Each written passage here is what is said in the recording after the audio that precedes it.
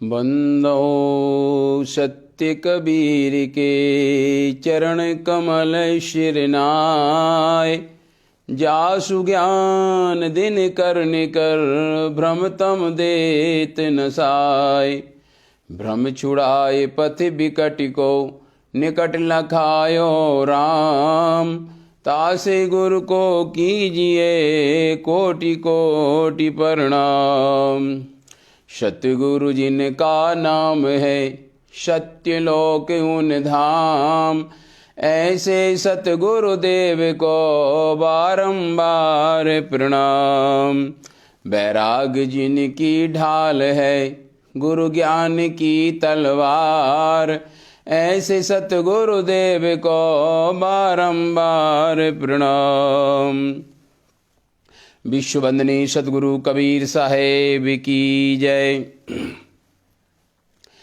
आज के संदेश में सतगुरु कबीर साहेब और उनका दर्शन और सतगुरु कबीर साहेब का व्यक्तित्व कृतित्व, उनका सिद्धांत क्या है, सतगुरु कबीर साहेब कौन हैं, संक्षिप्त में इस विषय पर आज का संदेश प्रस्तुत करेंगे। वास्तव में सतगुरु कबीर साहेब किसी जाति पाति व्यक्ति मजहब संप्रदाय का नाम नहीं। सतगुरु कबीर तो एक मानवतावादी सत्य मुक्ति का सत्य विचार है। अब चाहे आकृति या स्वरूप कुछ भी हो, परंतु ये तो मानवतावादी सार्वभौमिक सत्य मुक्ति का विचार है। सतगुरु कबीर साहेब यदि संतों की दृष्टि में देखा जाए तो पूर्ण ब्रह्म सच्चिदानंद पार ब्रह्म परमात्मा है। संसार ने अपने अपने चश्मे से अलग अलग ढंग से सतगुरु को देखने का प्रयास किया। किसी ने, योगियों ने उनको योगी माना, योगियों ने उनको योगी कहा, और ज्ञानियों ने उनको महाज्ञानी रूप में माना। भक्तों ने उनको भक्त कहा, दार्शनिकों ने उनको बहुत बड़ा दार्शनिक कहा, समाज सुधारक लोगों ने उनको समाज सुधारक कहा, और जो अक्खड़ थे उन्होंने उनको एक अक्खड़ संत के रूप में भी देखा। और हिंदी साहित्य जगत में वो हिंदी भाषा के आदि कवि हैं। वो खड़ी बोली हिंदी भाषा के जन्मदाता हैं। वो हम हिंदी साहित्य के आदि पुरोधा हैं। ज्ञान के भंडार को, जो वेद वेदांतों में ज्ञान था वो सारा संस्कृत में था, और चारों वेद संस्कृत में, पुराण संस्कृत में, गीता भागवत उपनिषद सब संस्कृत में थे। जैनियों का आगम संस्कृत में, बौद्धों का त्रिपिटक संस्कृत में, सारा आध्यात्मिक वांग्मय संस्कृत में था। और संस्कृत भाषा में सारा ज्ञान का भंडार था। लेकिन आध्यात्म का संदेश हिंदी में सबसे पहले प्रस्तुत करने वाले सतगुरु कबीर साहब ही हैं। उन्होंने जन जन की भाषा में, लोक भाषा में, सरल भाषा में, अनुभव की भाषा में, सारी भाषाओं का समीकरण बना करके बोलचाल की भाषा में वो ज्ञान दिया जो वेदों में भी नहीं है। इसलिए निश्चित ही सतगुरु कबीर साहब ने पूरा आध्यात्म का पिटारा हिंदी भाषा में, बोलचाल की भाषा में प्रस्तुत किया। वेद शास्त्र जला दिए थे फारसी अरबी गही, मातृभाषा को बचाने कबीर साहब ने हिंदी कही। इसलिए वो ज्ञान का संदेश देने वाले ज्ञानी हैं, दार्शनिकों की दुनिया में दार्शनिक हैं, और जो खोजी विचारक हैं वो उनके इस दृष्टि में बहुत बड़े वो समाज के चिंतक हैं, विचारक हैं। कोई उनको कोहनूर हीरा कहता है, कोई उनको पूर्णिमा का चांद कहता है, तो कोई उनको अक्खड़ कवि कहता है, संत कहता है, कोई कवि कहते हैं। मैंने जिसने जिस भाव से देखा उनको वैसे ही नजर दिखाई दी, उनको वैसे ही सद्गुरु दिखाई दिए। लेकिन सद्गुरु क्या है, इस बात को समग्र रूप से समझने की आज जरूरत है। और ये जटिल विषय आम आदमी नहीं समझ सकता। ये इतना रहस्यपूर्ण विषय है कि ये तो केवल अनुभवी आत्मज्ञानी पहुंचे हुए सद्गुरु के निकटवर्ती संत सद्गुरु ही इस रहस्य को जान सकते हैं। क्योंकि एक सिद्धांत है, खग जाने खग ही की भाषा। पक्षी की भाषा पक्षी जानता है, गूंगे की भाषा उसके घर के लोग जानते हैं। ऐसे ही सद्गुरु की भाषा संत लोग जानते हैं, और इसलिए उनका संबोधन भी है, कहें कबीर सुनो भाई साधो, कहें कबीर सुनो भाई संतो। तो उनका संबोधन संकेत किसके लिए है? संतों के लिए, साधु संतों के लिए। परंतु ऐसा उन्होंने कहीं नहीं कहा कि कहें कबीर सुनो भाई डॉक्टरों, कहें कबीर सुनो भाषाविदों, कहें कबीर सुनो साहित्यकारों।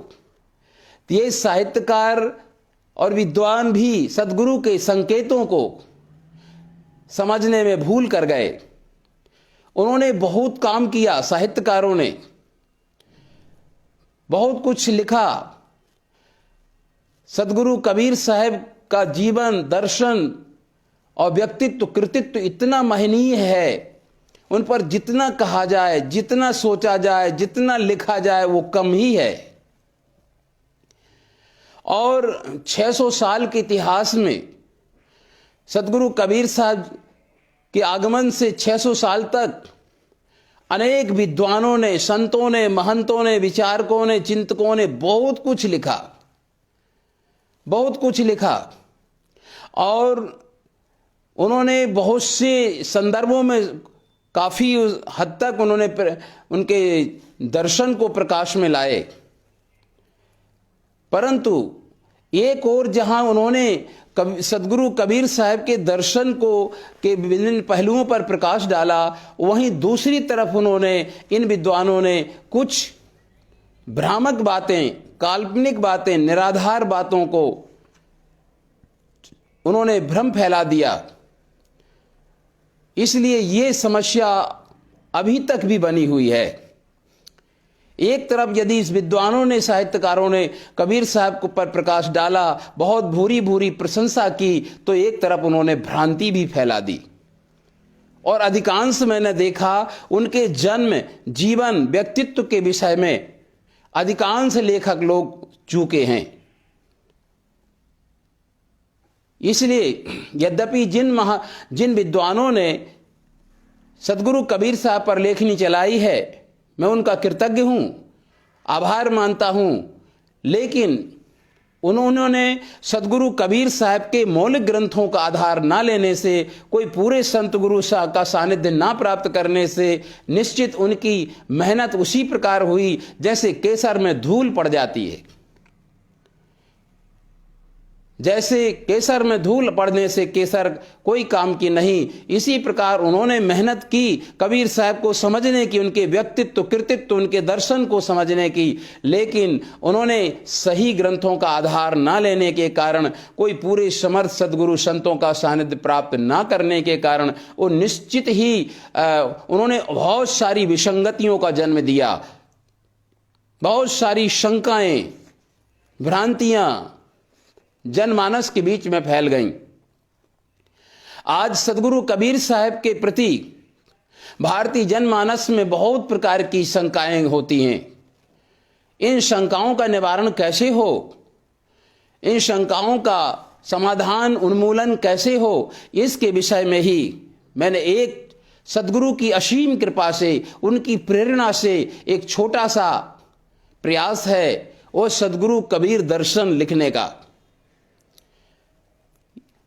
ये कमी अभी तक बनी हुई है कि सचमुच में, सच्चे अर्थ में, सच्चे मायने में सद्गुरु कबीर साहब कौन है, उनका भक्ति मार्ग क्या है, उनका सहज योग क्या है, उनका ब्रह्म तत्व क्या है, कबीर साहब का राम क्या है, कबीर साहब की सहज समाधि क्या है, उनका शब्द श्रुति योग क्या है, सदगुरु कबीर साहब का पुनर्जन्मवाद क्या है, उनकी संत प्रणाली क्या है, उनके दर्शन में माया का त्याग किसको कहा जाता है, और वंश प्रणाली क्या है, संत प्रणाली क्या है, और साथ ही सदगुरु कबीर साहब के दर्शन में एक बहुत रहस्यपूर्ण विषय है, वह कबीर दर्शन का सृष्टिवाद। नाम सुमरण, गुरु भक्ति और संत परंपरा इत्यादि अनेक बिंदु हैं जिन पर अभी भी सही रूप से काम नहीं किया गया। तो इसलिए बहुत कुछ लिखा गया, हजारों हजारों पोथियां कबीर साहब पर तैयार हुई। मैंने सागर विश्वविद्यालय में स्वयं देखा है, जहां ट्रकों से साहित्य कबीर साहब के ऊपर बहुत अधिक साहित्य रखा हुआ है लाइब्रेरियों में। लेकिन एक ने जो लिखा वो वैसे ही लगभग सबने, एक ही मैदा के पकवान की तरह सबने लगभग वैसा ही थोड़ा बहुत उलट पलट करके लिख डाला। लेकिन ये कमी सब दिन रही कि सच्चे अर्थ में सदगुरु कबीर साहब, उनका दर्शन, उनका सिद्धांत क्या है, ये सही अर्थ में समाज के जनमानस के सामने पेश नहीं हुआ अभी तक। इस कमी को पूरा करने के लिए एक प्रयास किया जा रहा है कि सदगुरु कबीर साहब का दर्शन, सदगुरु कबीर दर्शन कहते हैं एक सिद्धांत को, वस्तु तत्व को देखने का एक दृष्टिकोण। कबीर साहब का हर क्षेत्र में उनका दृष्टिकोण क्या है, उनका चिंतन, उनका सिद्धांत क्या है, ये दर्शन से अभिप्राय उनके वस्तु तत्व को देखने का एक दृष्टिकोण। इसलिए सदगुरु कबीर दर्शन यानी उनका संपूर्ण सिद्धांत। तो सदगुरु कबीर साहब का संपूर्ण सिद्धांत क्या है, इसके विषय में एक, और सदगुरु क्या हैं, सदगुरु स्वयं, सदगुरु का परिचय क्या है, उनका सिद्धांत क्या है, उनका भक्ति मार्ग क्या है, उनका सहज योग शब्द श्रुति योग क्या है, उनका पुनर्जन्मवाद क्या है, उनका परम तत्व, उनका राम क्या है, उनकी संत प्रणाली और वंश प्रणाली क्या है। इस प्रकार से सृष्टिवाद से लेकर के ये सारे इसमें गूढ़ तत्व निहित हैं। इन रत्नों को डुबकी लगाकर, जैसे समुद्र में, सागर में रत्न होते हैं, सागर माने समुद्र, तो सागर में जैसे रत्न होते हैं, लेकिन कोई गोताखोर ही उन रत्नों को निकाल करके लाता है। साहब ने स्वयं साखी ग्रंथ में कहा है, मैं मरजीवा समुद्र का डुबकी मारी एक, और मुट्ठी लाया ज्ञान की तामे वस्तु अनेक। तो समुद्र, सागर में अनेक प्रकार के रत्न होते हैं, परंतु जो गोताखोर होते हैं, जो डुबकी लगाते हैं, वही मुट्ठी भर के ले आते हैं। ऐसे ही सागर में बैठकर सदगुरु कबीर साहब के इस दर्शन, कबीर दर्शन सागर में डुबकी लगाकर, और लंबे समय से डुबकी लगा करके, और ये रत्न, हीरे मोती, ये समाज के सामने लेकर आया हूं, और समाज को देने की मेरी अभिलाषा है। क्योंकि अभी तक सदगुरु की वास्तविक सच्चाई से लोगों को वंचित रखा गया,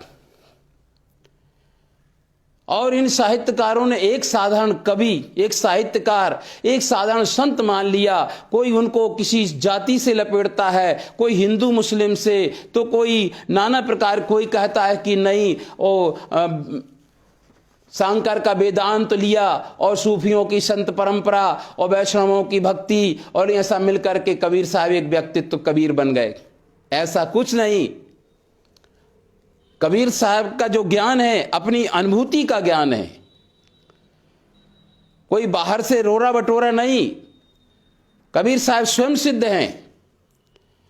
दुनिया में 3 प्रकार के सिद्ध होते हैं, एक कृपा सिद्ध, किसी की कृपा से, एक साधना सिद्ध, एक तपस्या सिद्ध। लेकिन सदगुरु कबीर साहब ना तपस्या से सिद्ध बने, ना साधना से सिद्ध बने, ना किसी की कृपा से सिद्ध बने, वो स्वयं सिद्ध हैं, वो स्वयंभू हैं, सारे ब्रह्मांड के उपादान करता है, मूल पुरुष हैं। वो तो जगत जीवों के लिए जगत का उद्धार करने के लिए दीनहीन अचीन होए के जगत में डोलत फिरम। अचीन होकर, साधु का भेष धरकर, संसार में अपरिचित होकर और संसार के जीवों का उद्धार करने के लिए संसार में आते हैं। वास्तव में सदगुरु कबीर साहब को वही समझ पाएगा जो कबीर साहब का के निकट पहुंचेगा। इसलिए ओशो रजनीश ने सच ही कहा है, उन्होंने सच ही कहा है कि कबीर को अभी तक समझा नहीं गया। कबीर को अभी बंबई के जौहरियों ने परखा नहीं। कबीर कोहिनूर हीरा हैं, अभी बंबई के जौहरियों ने परखा नहीं। गीता होगी कितनी सुंदर और कीमती, लेकिन कबीर के एक शब्द में समा जाएगी। इसलिए कबीर कोहिनूर हीरा हैं, उनकी भाषा अनुभव की भाषा है, अनुभूति की भाषा है, सीधी है, अटपटी भी है, आत्मा को छूने वाली है। और मैं विश्वास के साथ मानता हूं, जिसने सदगुरु कबीर साहब को समझ लिया तो सब कुछ समझ लिया। इसलिए सदगुरु कबीर साहब को और उनके दर्शन को आज समझने की आवश्यकता है। आम आदमी की बात तो को दूर है, एक कबीरपंथी भी अभी पूरी तरह से सदगुरु को और उनके दर्शन को नहीं समझे। इसके कारण नाना प्रकार की विसंगतियां भी कबीर पंथ में निर्मित हो रही हैं। कोई अलग अलग से अपने पहचान बनाते हैं। तो ये सदगुरु हमारे एक हैं, उनका ज्ञान एक है, उनका उपदेश एक है, उनकी साधना एक है, उनका साहब एक है, तो फिर कबीरपंथी क्यों अनेक है? इसलिए वास्तव में जब हम पूरी तरह सदगुरु को समझ जाते हैं तो वहां पर विषमताएं, विभिन्नताएं मिट जाती हैं और सभी मानव मात्र एक ही ईश्वर की संतान हैं और आत्म तत्व ही प्रधान है। इसलिए सदगुरु कबीर साहब का ज्ञान निष्पक्ष, निर्विरोध और सत्य की कसौटी पर है, आधारित है, विज्ञान संबद्ध है, न्याय संगत है, प्रमाण सहित है। इसलिए सदगुरु कबीर साहब का ज्ञान अकाट्य है, वो कालजयी ज्ञान है। कबीर साहब की वाणी कालजयी है और जो 600 साल पहले उनकी वाणी प्रासंगिक थी, उससे ज्यादा कहीं आज के संदर्भ में भी प्रासंगिक है। इसलिए सदगुरु कबीर साहब को जानने की आवश्यकता है और मेरा मानना है कि हमारी मानव मात्र की सारी समस्याओं का निदान, समाधान सदगुरु कबीर साहब की वाणी से हो सकता है। चाहे हमारी व्यवहारिक समस्याएं हों, व्यवहारिक, सामाजिक, पारिवारिक, राजनीतिक, आर्थिक, सारी समस्याओं का उन्मूलन एक कबीर साहब के दर्शन में, एक कबीर साहब की फिलॉसफी में समाया हुआ है। जो व्यक्ति जितना अज्ञान में जीता है उतना ही वह दुखों में भटकता है और निश्चित ही पुनर्जन्म का हेतु बनता है, कारण बनता है। अज्ञान ही पुनर्जन्म का कारण है, दुखों का कारण है। ज्ञान ही वह प्रकाश है जो अज्ञान से हटाकर और सत्य ज्ञान को प्राप्त कराता है और जीवन को आनंदमय कर देता है। जहां ज्ञान है वहां आनंद ही तो होगा। इसलिए वास्तव में सदगुरु कबीर साहब कौन है, इसको संतों ने जाना। पक्षी की भाषा पक्षी ही जानता है, गूंगे की भाषा उसके घर के लोग जानते हैं। ऐसे ही सदगुरु को संतों ने जाना। इसलिए कहें कबीर सुनो भाई साधो, कहें कबीर सुनो भाई संतो। इसलिए उनका संबोधन साधु संतों के लिए है। इसलिए वास्तव में सदगुरु कबीर साहब कौन है, इसको जानने के लिए हमें कबीर साहब के पूरे वाङ्मय का अध्ययन करना चाहिए, साहित्य का अध्ययन करना चाहिए और महापुरुषों का सत्संग का सानिध्य लाभ लेना चाहिए। यदि पहुंचे हुए आत्मज्ञानी, बीतरागी, ब्रह्मनिष्ठ महात्माओं का सानिध्य प्राप्त नहीं हो सकता है तो दूसरा उपाय है सदगुरु कबीर साहब के मौलिक ग्रंथों का अध्ययन करना चाहिए। इससे भी सत्संग का काफी हद तक सत्संग की पूर्ति हो सकती है। इसलिए वास्तव में सदगुरु कबीर साहब अजन्मा हैं, अयोनिज हैं, इच्छाचारी हैं, युगांतरकारी हैं, पूर्ण ब्रह्म हैं, सत्य पुरुष परमात्मा हैं। वो सच्चिदानंद साहब हैं। इसको किसी भी व्यक्ति को जो इससे वास्तविक सदगुरु के सत्य साहित्य से वंचित हैं, जिनको सानिध्य नहीं मिला, जिनका संस्कार कमजोर है, उनको यदि ऐसा कहते हैं तो निश्चित उनके मन में संदेह पैदा होता है, क्योंकि अंधेरे में संदेह होना स्वाभाविक है। जो एक बुद्धि अलग चीज है, मन से ऊपर निश्चित ही मन से ऊपर बुद्धि है, बुद्धि से ऊपर विवेक है, विवेक से ऊपर ज्ञान है। तो बुद्धिमान संसार में अनेक लोग मिल सकते हैं, विद्वान मिल सकते हैं, लेकिन विवेकी ज्ञानी पुरुष संसार में बहुत कम होते। इसलिए विवेक और ज्ञान जो है सत्संग से प्राप्त होता है। गोस्वामी तुलसीदास जी महाराज ने भी फरमाया है, बिन सत्संग विवेक न होई। बिना सत्संग के विवेक नहीं होता।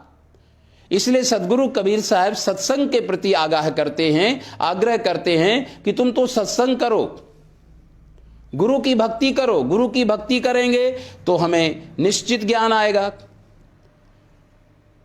कोई हम इत्र बेचने वाले की संगत करेंगे तो हमें खुशबू अपने आप ही मिलेगी। हम सेंट इत्र लें या ना लें, लेकिन फिर भी हमें सुगंधी मिलेगी। इसी प्रकार जब हम गुरु की भक्ति करते हैं तो हमें ज्ञान, ऑटोमेटिक ज्ञान बढ़ता है।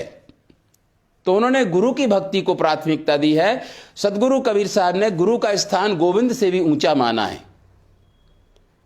और यही वास्तविकता है। परंतु अज्ञान में चाहे भक्ति करें, चाहे तीर्थ नहाएं, चाहे माला सरकाएं, अज्ञान से कुछ भी उससे लाभ होने वाला नहीं है। और ज्ञान की स्थिति में तो आंख न मूंदूं, कान न रूंदूं, काया कष्ट न धारूं, और खुले नयन साहिब को देखूं, हंस हंस रूप निहारूं। संतो सहज समाधि भली है। जहां जहां जाऊं सोई परिक्रमा, जो कछु करूं सो पूजा, गृह उद्यान एक सम देखूं, भाव मिटाऊं दूजा। संतो सहज समाधि भली। इसलिए एक अज्ञानी व्यक्ति भक्ति के धर्म के नाम पर बहुत ढकोसला करता है, लेकिन उसका कोई उतना प्रतिफल नहीं मिलता है। और ज्ञानी पुरुष को उतना ये सब आडंबर करने की जरूरत नहीं होती। मन चंगा तो कठोरता में गंगा। इसलिए वास्तव में सदगुरु की भक्ति करने से ज्ञान होता है, और ज्ञान से ही मोक्ष होता है। और मोक्ष ही मानव जीवन का सर्वोपरि चरम उद्देश्य है। और जब तक मोक्ष नहीं मिलेगा, आवागमन होता रहेगा। पुनरपि जननम पुनरपि मरणम पुनरपि जननी जठरे शयनम। और ये जन्म मरण का प्रवाह जारी रहेगा। इसलिए ये जो जन्म मरण का जो सीरियल है, जन्म मरण का जो अध्याय है, परिचक्र है, ये ज्ञान से समाप्त होता है। इसलिए गुरु की भक्ति करने से ज्ञान होता है, और ज्ञान से ही मोक्ष होता है। लेकिन ज्ञान भी जब संस्कार प्रबल होता है तब सदगुरु मिलते हैं। जब सदगुरु मिलते हैं तो उनसे ज्ञान होता है। तो संस्कार हमारा आध्यात्म का प्राथमिक फाउंडेशन है। संस्कारी बनने के लिए प्रतिदिन अच्छे धर्म ग्रंथों का अध्ययन करना चाहिए, शुभ संकल्प रखना चाहिए, अच्छा खान पान होना चाहिए, और अच्छी संगत पंगत होना चाहिए। अच्छे ऊंचे उद्देश्य, ऊंचे विचार होने से हमारा अच्छा संस्कार प्रबल होता है। और जब संस्कार बढ़ जाता है तो हमारी भक्ति, ओरिजिनल भक्ति, हमारी नेचुरल भक्ति प्रकट होती है। और जब भक्ति पुष्ट होती है तो ज्ञान होता है, और ज्ञान से ही मोक्ष होता है। श्रद्धावान लभते ज्ञानम मृते ज्ञानेन मुक्ति, शास्त्र का वचन है। इसलिए श्रद्धावान को ज्ञान होता है, और ज्ञान से मोक्ष होता है। तो सदगुरु कबीर साहब का जो मार्ग है, ये वास्तव में ज्ञान का मार्ग है। और भक्ति का तो भक्ति, गुरु की भक्ति करनी की जाती है, पानी पाषाण की नहीं। भक्ति से ज्ञान, ज्ञान से मोक्ष। इसलिए वास्तव में सदगुरु कबीर साहब जीवों के दुखों को छुड़ा करके और अपने निज धाम निज स्वरूप ले जाने का संदेश देते हैं और उनका सब कुछ निराला है। कुछ लोग वो तो समीक्षा करते हैं, तुलना करते हैं, वो वेदांत से तुलना करते हैं, कोई किसी से तुलना करता है। अरे भले भाई, अरे भले आदमी, ठीक है, वेदांत का एक सिद्धांत अलग है, कबीर साहब का सिद्धांत वेदांत से भी परे है। वेदांत आदि का शास्त्रों का मूल ओंकार है और सदगुरु कबीर साहब का ज्ञान तो ओंकार से भी परे है। इसलिए साहब ने कहा, ओंकार निश्चय भया सो करता मत जान, और सांचा शब्द कबीर का पर्दे माही पहचान। ओंकार है वेद का मूला और ओंकार में सारा जग भूला। खबर न पावे सांचे पीऊ की, तो जन्म मरण नहीं छूटे जीव की। तो ओंकार जो है काल पुरुष का केंद्र बिंदु है। ओम में 5 देवताओं का शक्तियों का वास माना जाता है। अकार, उकार, मकार, चंद्राकार, अनुस्वार। आ उ म और अर्धचंद्राकार और अनुस्वार माने बिंदी। तो ब्रह्मा, विष्णु, महादेव और आद्या भवानी और निरंजन, काल निरंजन, 5 का वास एक साथ उच्चारण ध्यान करने के लिए ओम शब्द का उपयोग किया जाता है। ये वैदिक मंत्र है, लेकिन सदगुरु कबीर साहब का मंत्र जो है इससे ऊपर है। और देखा देखी सब कहें भोर भय हरि नाम, सुबह राम राम सीताराम, कोई भी देखा देखी सब करते हैं, लेकिन देखा देखी से काम नहीं बनता। सदगुरु कबीर साहब का जो नाम है वो अलग है, उनका देश अलग है, उनका भेष अलग है, उनका मुकाम अलग है, उनका उपदेश भी अलग है, उनका देश भी अलग है, उनका भेष भी अलग है। इसलिए रामकृष्ण ने भी स्वयं गुरु की शरण में गए, गुरु बनाया, गुरु से दीक्षा ली, गुरु से नाम लिया। इसलिए रामायण में लिखा है, कहां लग कहो में नाम बढ़ाई, राम न सकहि नाम गुन गाई। नाम कितनी महत्ता है। जब मुनि वशिष्ठ ने रामचंद्र जी को दीक्षा दी तो रामचंद्र जी को क्या नाम दिया? तो हमारे कबीर साहब के ग्रंथों में है, राम कहें कर जोर के, मुनि वशिष्ठ सुन लेओ, 3 लोक मम नाम ले, हमें नाम का देओ। तो रामचंद्र जी हाथ जोड़कर मुनि वशिष्ठ को, हे गुरुदेव, 3 लोक मेरा नाम लेता है, लेकिन हमें आज गुरु दीक्षा में कौन सा नाम देंगे?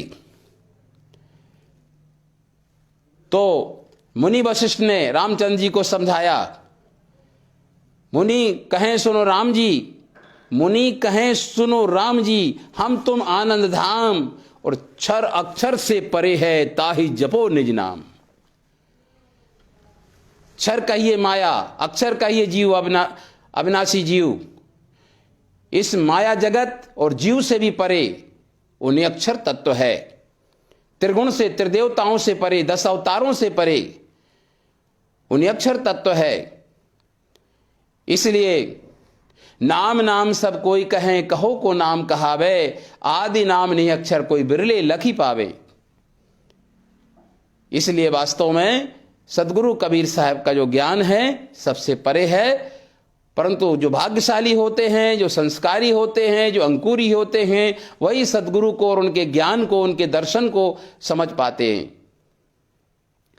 वैसे तो कबीर पंथी की बात नहीं, कबीर पंथ से अलग मैं अपने ग्रंथ में लिख रहा हूं, उसके अंतिम भाग में इतने सैकड़ों सैकड़ों संत परंपराएं कबीर साहब के नाम पर खड़ी हुई हैं, परंतु उनका वही है, कोई 5%, कोई 10%, कोई 20% वाली हैं।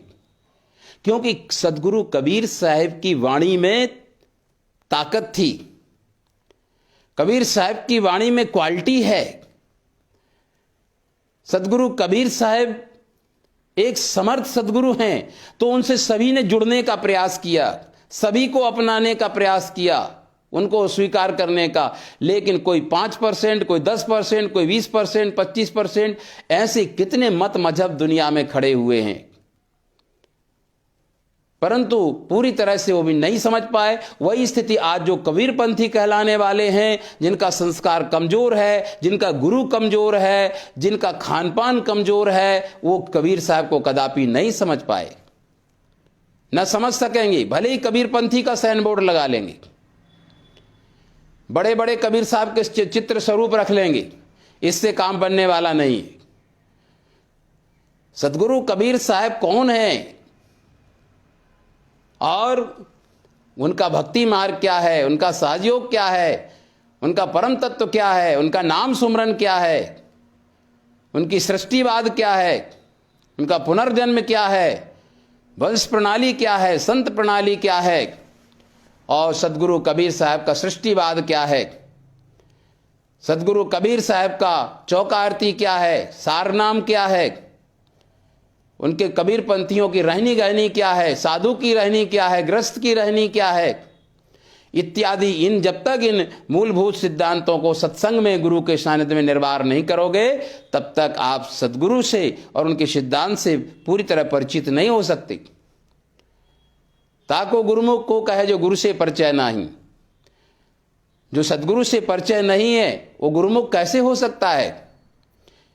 केवल कबीर पंथी कहने मात्र से किसी का कल्याण नहीं होगा। वस्तुतः हम सदगुरु कबीर साहब को जानें और उनके मार्ग का अनुसरण करें। और सदगुरु कबीर साहब पार ब्रह्म परमात्मा हैं, वो स्वयं सच्चिदानंद साहब हैं। इसलिए जिन सदगुरु पहचाना नहीं, तिनको तही लोग ठिकाना नहीं। अपने भक्त को जो नहीं तारे, ऐसा वो साहेब दीवारा नहीं। दिन भर में जो घर फिर आवे, ताको कहत भुलाना नहीं। जिन सतगुरु पहचाना नहीं, तिनको तही लोग ठिकाना नहीं। कहें कबीर सत्य है यह पद, फिर भवसागर में आना और जाना नहीं। इसलिए जो सतगुरु को पहचान लेता है तो भवसागर में फिर आना जाना का खेल मिट जाता है, सारा दुख द्वंद्व छूट जाता है, भ्रांति मिट जाती है। इसलिए निश्चित ही सदगुरु कबीर साहब को हमें जानने के लिए हमें उनके मौलिक ग्रंथों का अध्ययन करना चाहिए, सत्संग करना चाहिए और प्रार्थना करना चाहिए। अच्छा खान पान रखें और अच्छे संस्कारी बने। सदा अच्छे संकल्प, अच्छे विचार, अच्छी संगत, अच्छी पंगत को स्वीकार करें। इसमें अवश्य हम आध्यात्मिक की ऊंचाई तक पहुंच सकते हैं। इसलिए सदगुरु कबीर साहब अजन्मा हैं, अयोनिज हैं, इच्छाचारी हैं, युगांतरकारी हैं। संत नानक साहब, संत दादू साहब, संत पलटू साहब, संत गरीब साहब, संत धर्मदास साहब और अनेक संतों ने उनको अजन्मा, अयोनिज, इच्छाचारी, पूर्ण ब्रह्म, सत्य पुरुष परमात्मा माना है। सत्य पुरुष परमात्मा माना है। इसलिए सदगुरु कबीर साहब, संतों की दृष्टि में कबीर साहब क्या हैं, ये बात समीचीन है, ये न्याय संगत है। और साहित्यकारों की दृष्टि में कबीर साहब क्या हैं, ये विसंगति है।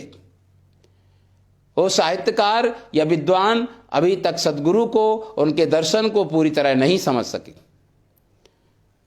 इसलिए आज के संदेश में बस यही कहना चाहता हूं कि सदगुरु कबीर साहब को जो जितनी गहराई से समझेगा उतना जीवन उसका धन्य सफल होगा। लोक सुखी, परलोक सुखी, लोक परलोक दोनों सफल बन जाएंगे और जीवन आनंदमय होगा और लोक भी सफल होगा, परलोक भी सफल होगा।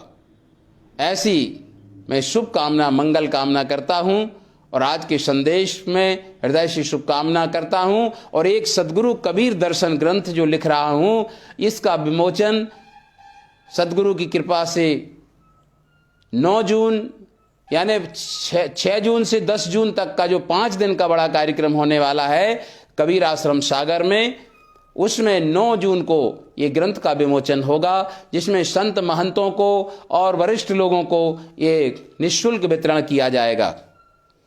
ये सदगुरु की प्रेरणा से हुआ है। ना कुछ किया ना कर सका, न करने योग शरीर, जो कुछ किया सो आप किया भया कबीर कबीर।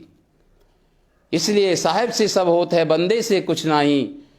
तो इस साहिब की कृपा जो जिससे जो करा लें, मैं तो उनके हाथ का यंत्र हूँ, यंत्री वही हैं, अभियंता वही हैं, मैं तो यंत्र हूँ। इसलिए ये सद्गुरु कबीर दर्शन बड़ी निष्ठा, लगन, त्याग, तपस्या के साथ में इस ग्रंथ के पूरा करने में जुटा हूँ और ये एक भव्य कार्यक्रम में इसका विमोचन हो, ऐसी मेरी अभिलाषा है और इसमें सबके लिए कार्यक्रम में आने के लिए आमंत्रण करता हूँ।